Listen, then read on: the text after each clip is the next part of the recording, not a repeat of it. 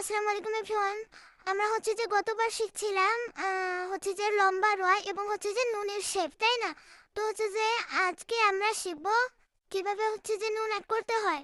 তো এই জন্য হচ্ছে যে দুই দিকে আগে দাগ কেটে নিব। আর হচ্ছে যে আমরা নুনের শেপে তিন নোক্তা শিখছিলাম, তো প্রথমে হচ্ছে যে আমরা তিন নোক্তাটা দিয়ে নিব, ঠিক আছে? উপরে এক নোক্তা দিয়ে নিব,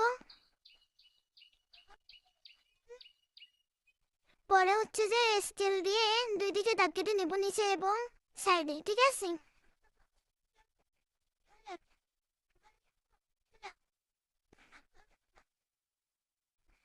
আর হচ্ছে যে নুনের বডির জন্য, নিচের বডির জন্য দুই নোক্তা নিতে হয়, তো সেই দুই নোক্তা নিলাম, দাগ কেটে নিব।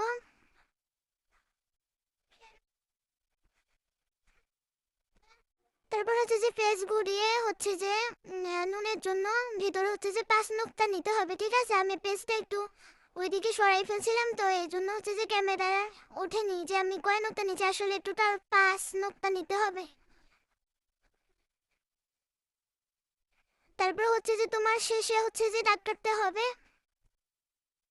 যেখানে হচ্ছে যে শেষ মাত্রা এসে টাচ করবে। আর হচ্ছে যে বডিটা নিচের দিকে যেখানে টাচ করবে সেটা হচ্ছে যে তোমার তিন নোক্তার মাঝখানে, ঠিক আছে? তিন নোক্তার শেষে শেষে আর কি।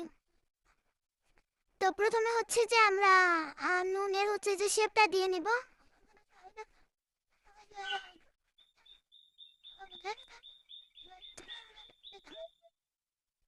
এভাবে কেটে হচ্ছে আগের মতো নুনের শেপটা আগে দিয়ে নেবো, ঠিক আছে? নুনের শেপ কিন্তু দুই দিকে রাউন্ড হয় বলেছিলাম।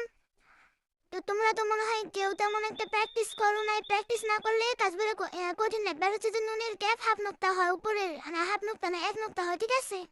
সে এক নোক্তা দিয়ে নিচে, পরে হচ্ছে যে ওই যে নুনের হচ্ছে যে বডিটা অ্যাড করলাম। আর হচ্ছে যে মাঝখানের বডি হচ্ছে যে নিচের দিকে টাচ করছে চার নোক্তা এসে, ঠিক আছে? এটা সব সময় বেশি বেশি প্র্যাকটিস করতে হবে, তাহলে সহজ হবে। তো এবার হচ্ছে যে আমরা শিখবো দালের শেপ। হুম। তো দালের শেপ অ্যাড করার জন্য এভাবে হচ্ছে যে দুই দিকে আমাদের দাগ কেটে নিতে হবে। আর দালের শেপে হচ্ছে যে নিচেও হচ্ছে যে তিন নোক্তা হয়, আর তোমার উপরে হচ্ছে যে তিন নোক্তা হয়। আগে এই নোক্তা পরিমাপগুলো দিয়ে নেবো, ঠিক আছে?